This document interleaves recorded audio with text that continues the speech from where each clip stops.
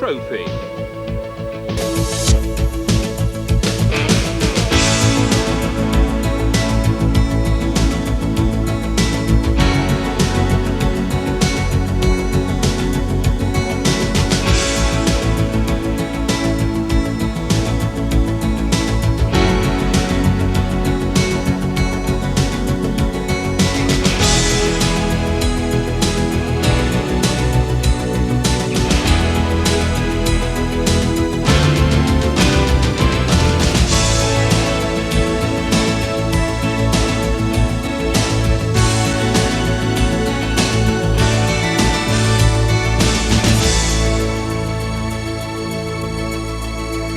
Hello and welcome to Sail the World, where this week there's been a huge drama in the Southern Ocean. Here at the race headquarters near Southampton, they had to send 2 yachts in search of a stricken fellow competitor. Yes, it was a desperately worrying 17 hours for staff and officials here after Brooksfield, the Italian yacht, set off her emergency beacon 2,000 miles off the west coast of Australia. Relatives around Europe were informed, but happily the crew were eventually found safe and well. Sally Simmons has this report. The alarm bells for Brooksfield started at 7:15 Friday morning. 2 things indicated the yacht was in serious trouble. Their emergency radio beacon was set off and they failed to respond to the satellite signal, which gives their position every 6 hours. The yacht was in the worst position possible in terms of rescue. 2,000 miles from Australia, 400 miles from the Kerguelen Islands, the nearest land, but without any aircraft. The Whitbread Race office were desperately hoping they didn't have a disaster on their hands, but had no way of knowing. Every means of contacting the boat failed: high-frequency radio, Inmarsat, and the global positioning satellite. Other yachts immediately offered to help, and the 2 nearest were asked to go to the rescue. Winston, 160 miles away, turned back and headed to Brooksfield's last known position, battling against storm-force winds overnight. La Poste, 135 miles away, was due to arrive first. Speculation was rife. Brooksfield had problems in the first leg when the rudder fell off and they were forced to stop in Brest. At first light, after 16 hours, La Poste found Brooksfield. 3 tons of water had been shipped on board, but every member of the crew safe and well. The race organisers are full of praise for the fast rescue by La Poste. The back end of Brooksfield caused the problem again. The skin of the hull around the rudder came loose, letting water in. Having made sure all's well, La Poste has now rejoined the race. Race Director Ian Bailey-Wilmot, you must be a very relieved man today. Yes, extremely relieved. We were all very worried in here this time yesterday. Didn't really know what was going on, and inevitably thinking about all the awful things that could have happened, and to some extent fearing the worst. So you did fear the worst at one stage? Yes, you have to. I was particularly worried by the circumstances because we only had one indication that the boat was in trouble, and there are many ways they could have indicated they were in trouble, and one feared that they'd had a catastrophic failure and only had time to do one thing, but luckily that was not the case. As it happens, the boat was quite badly flooded. The fact that it didn't sink, is that a vindication of the whole design policy of the Whitbread 60s? Yes, very much so. If what had happened to Brooksfield had happened to a boat in the last Whitbread race, or indeed any other race, the boat would have sunk. They had a very large hole in the area of the rudder. All the boats in this race, we specifically required that they have watertight subdivisions so that the boat will stay afloat and in fact still be capable of being sailed with any one of their compartments flooded. And La Poste planned a fantastic search and almost literally went straight to where Brooksfield was.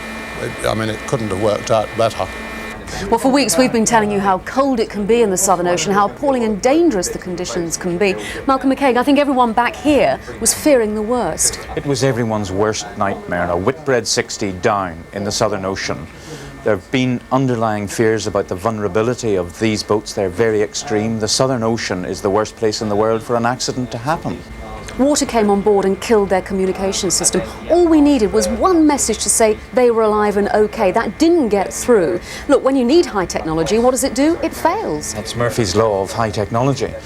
But I think the positive lessons that have come out of this are that everything else worked. If you just think about it, and the scope for disaster was enormous. You've got this tiny 60-foot boat in the middle of the worst ocean in the world that's 4,000 miles wide.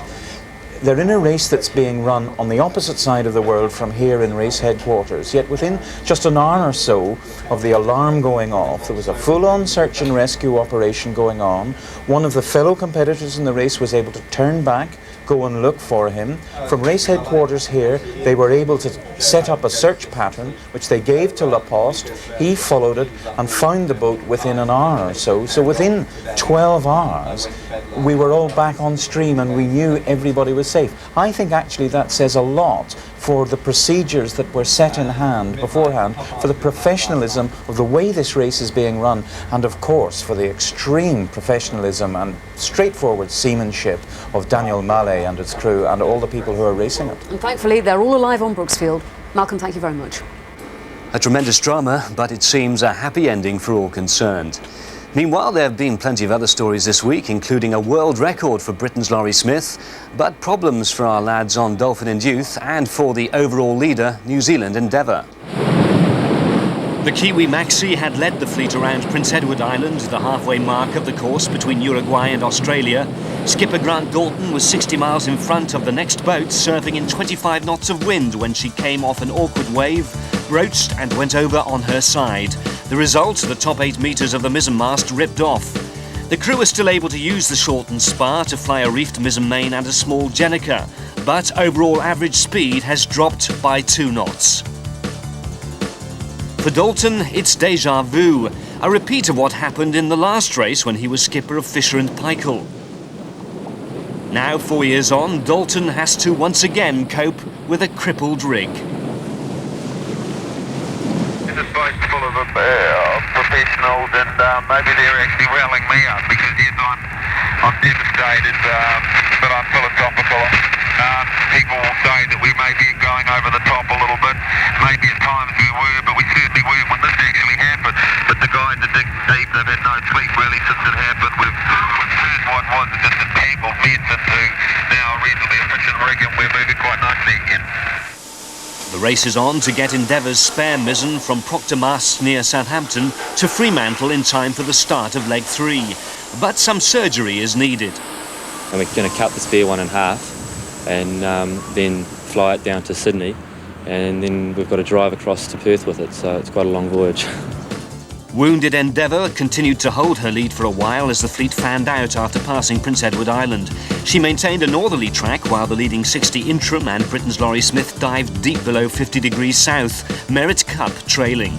Following Endeavour to the north, the next 2 60s, Tokyo and Yamaha, as the entire fleet headed back into iceberg country. It didn't take long for Smith to overhaul Dalton and take the lead. Interim Justicia then went on to smash the current record for the Omega 24-hour challenge and the all-time best of 411 miles.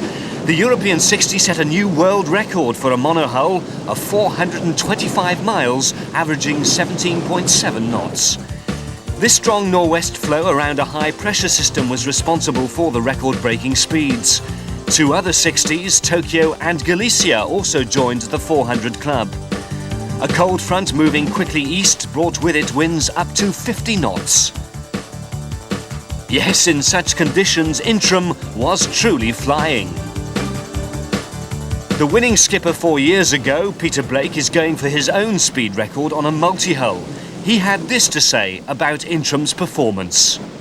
In 10 or 12 years' time, they'll be saying, oh, 425 miles, that was nothing, you know. They'll be getting 500 or 600 miles in a day. At the time, you probably think, oh, this is crazy. After the event, all you can talk about are those times in the Southern Ocean. I'm sure when the boats get into Fremantle, even though now they're moaning and groaning about the size of the waves and everything else, will be the best sailing they've ever done. Those that win, those that lose will still continue to moan. In heavy weather, Britain's only entry, Dolphin and Youth, excels. Lying 7th among the Whitbread 60s, she was making big gains when her rudder began to work loose. Since Dolphin was still some 3,000 miles from Fremantle, skipper Matthew Humphreys decided to head for the nearby Kerguelen Islands, where tools and welding equipment's available. But then, the rudder completely snapped off. The crew rigged an emergency steering system similar to this used by Brooksfield in Leg 1 and are continuing on to the Kerguelens to carry out repairs. Dolphin's designer is Rob Humphreys from Lymington. It would be really very easy to engineer the boat so you'd never ever have any problem whatsoever, but you wouldn't win the race and nobody will thank you for that. So you're always treading a bit of a grey line. You know, being 100% bulletproof is, as I say, it's achievable, but at a cost of being uncompetitive. Dolphin and Youth got a real task on their hands to get over to Fremantle. Malcolm McKay, just how are they steering at the moment? They're using a technique, Alison, developed and perfected by the ancient Greeks. They've got an oar stuck out over the back of the boat. And it works? It works perfectly. It's not very quick. Of course, they're only able to do 5 knots. They don't have a lot of control over the boat. So, of course, it's very much emergency steering. It's not a racing rig, but it will get them as far as the Kerguelens, we hope. And Matt Humphreys had done such a tremendous uphill job of pulling this challenge together and even just getting out there against all odds. It's very sad to see yet something else go wrong for him. Laurie Smith ain't slowing down, is he? My word, it's all gelled for our British sailor, hasn't it? It really has. He's a brilliant sailor in his own right. He also has an uncanny knack to pull a crew together and get the best out of them. And what we're seeing now is what Britain unfortunately was not able to do for him. Give him a wonderful boat designed by Bruce Farr, beautifully built by Green Marine here in Hampshire, with a well-trained, fully worked-up crew. Laurie gets on board. He's the X factor, if you like. It's like switching on the afterburner, and he's gone. We'll take a short break there, but we'll be back in a couple of minutes with more from the world's greatest yacht race. So stay with us.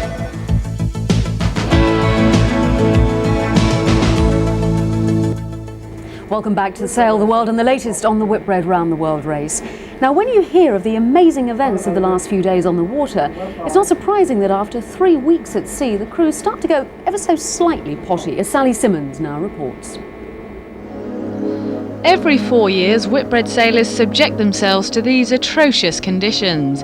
They get rattled about in big seas, soaked in salt water for weeks on end, and worked hard.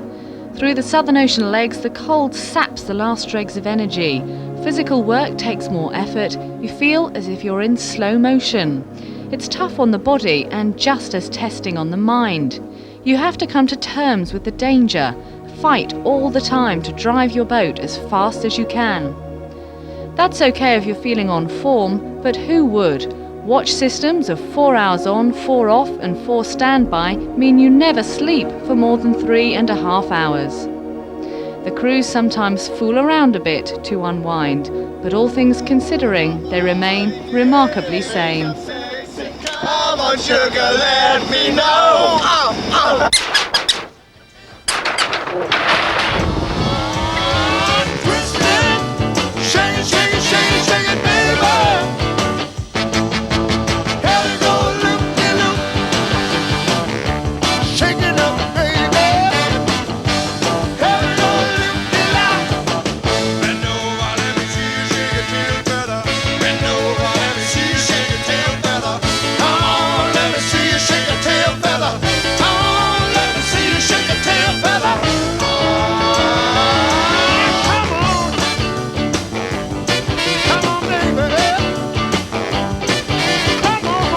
I feel that this kind of ocean racing is quite stupid.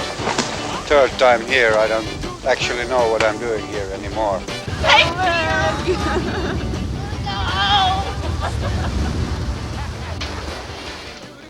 Earlier in the week, I spoke to psychologist Shane Matthews and asked whether the crews are losing their marbles. Well, certainly some of the footage almost appears that way, but there isn't some kind of South Sea madness. In fact, seeing that humour can be very positive, primarily because it's a release from some of the tensions that the crew members, as we've seen, are often under. So it's very important. It can also help bond the crew together. There'll be some in-jokes, there'll be the joker amongst the crew, and that's very important. So what are the stresses? Well, I would divide the stresses into the physical stresses, the fatigue particularly that people will be under, and the mental stresses, the loss of concentration. And also once worry and fear comes to the fore, that's a problem.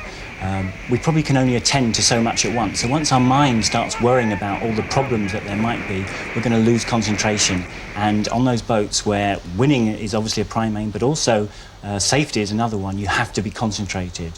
Now, presumably the crews take their lead from the top. That puts a lot of responsibility on the skipper's shoulders, doesn't it? Yes, a skipper, to be effective, has to have some particular qualities. They have to be talented, they have to be optimistic, persuasive, motivated, all those things. But they also have to have a good style of leadership. And at times they have to be very autocratic. They have to tell people what they have to do, and the crew members have to go along with it. But at other times, I think they need to be democratic. They need to listen, and they need to communicate and get other crew members communicating. So it's a nice balance between those two things at different times. Shane, do they have to be just a teensy-weensy bit mad to do this? Well, I think an important point is that one person's stress is another person's excitement. And while I certainly wouldn't be out there, for some of these people, when they come back, the problem is going to be the lack of excitement, just back to their ordinary lives. Well, there are a few better cures for stress than Christmas in Western Australia. The beaches, the lifestyle will provide a welcome break for all the crews. But they do have one last obstacle to negotiate before arriving in Fremantle, as our correspondent Keith Geary now reports from Down Under.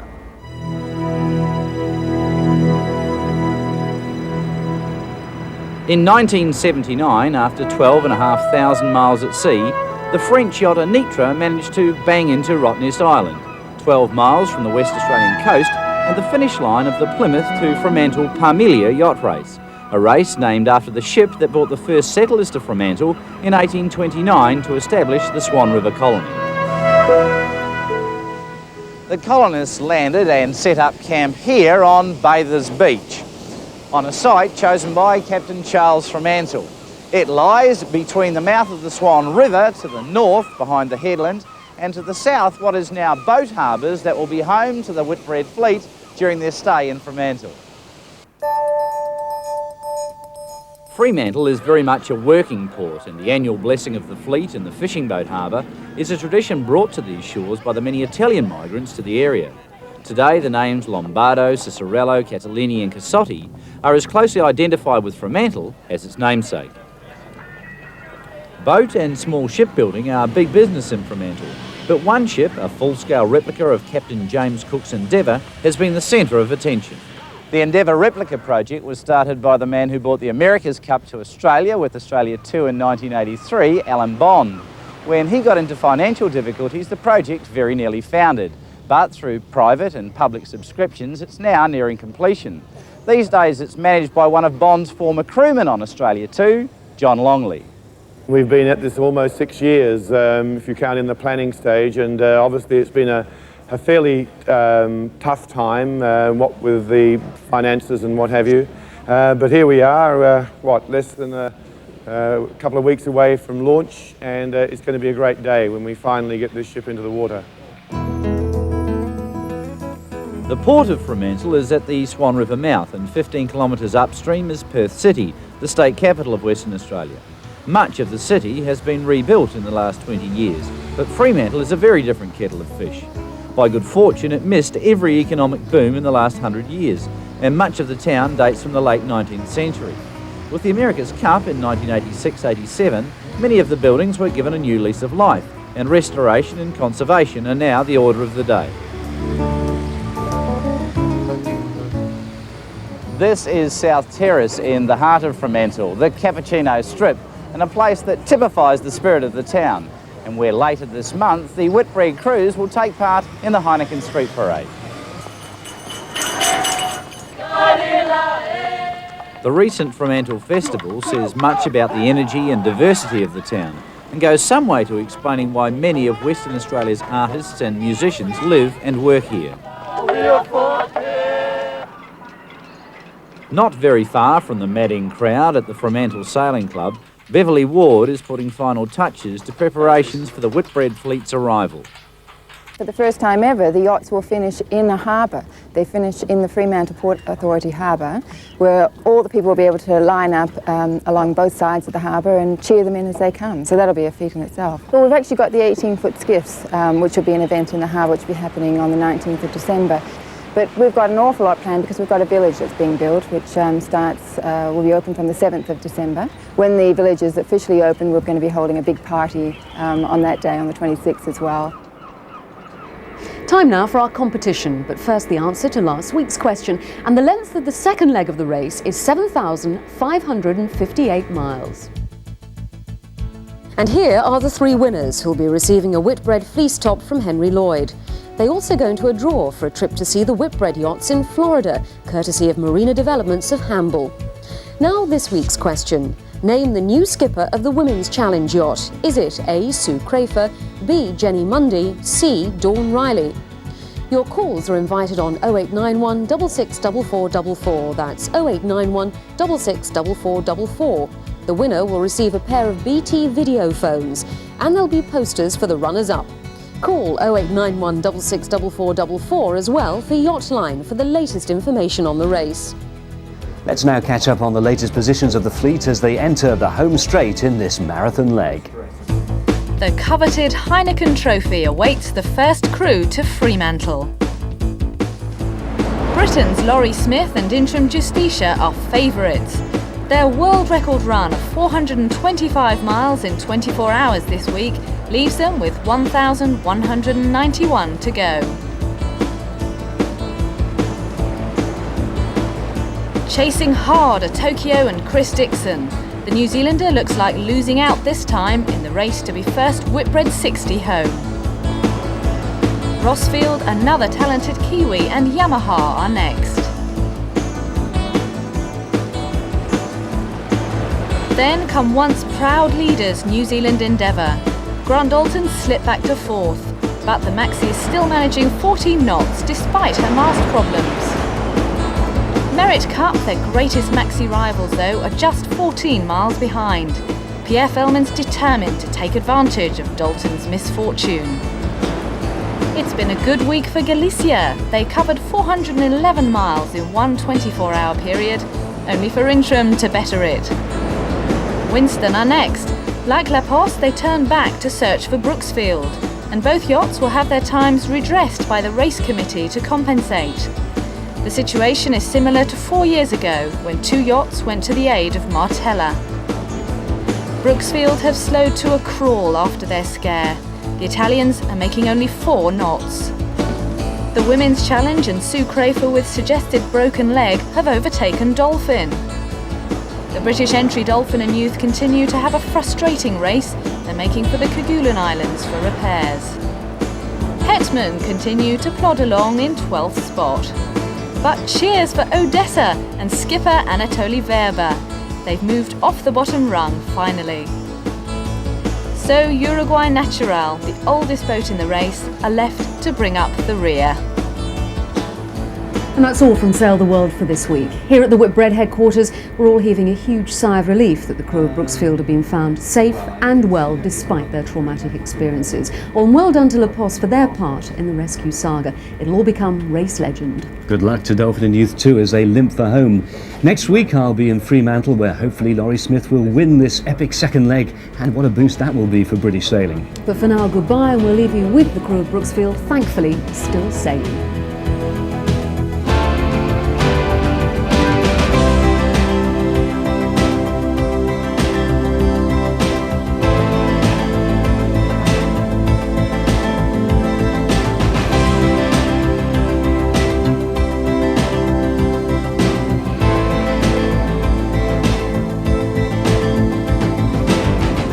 Sailing the World with ITV, the Whitbread Round the World race for the Heineken Trophy.